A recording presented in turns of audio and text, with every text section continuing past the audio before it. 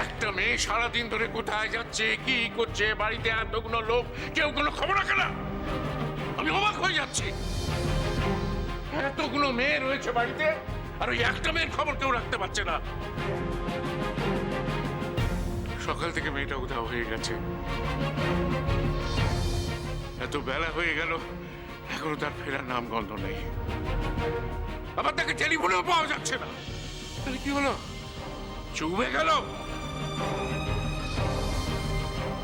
বাবা, মানে এর পেছনে না অনেক কথা আছে। কি কথা? কি এত কথা?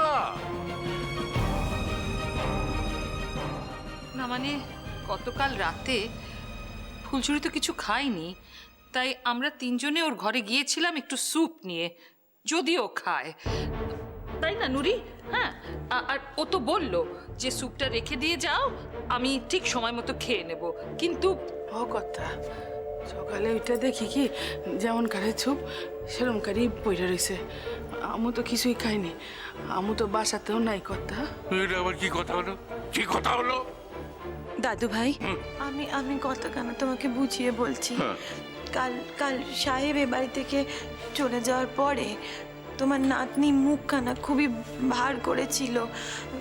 সে কারুর সঙ্গে মোটে কথা বলতে চাইছিল না। আমরা যখন রাত্রির বেলা তার ঘরে গেলাম, তখন সে হাপুস নয়নেই কাঁদছিল। কেন কাঁদছিল? এত কান্নার কি আছে? কার জন্য এত শোক?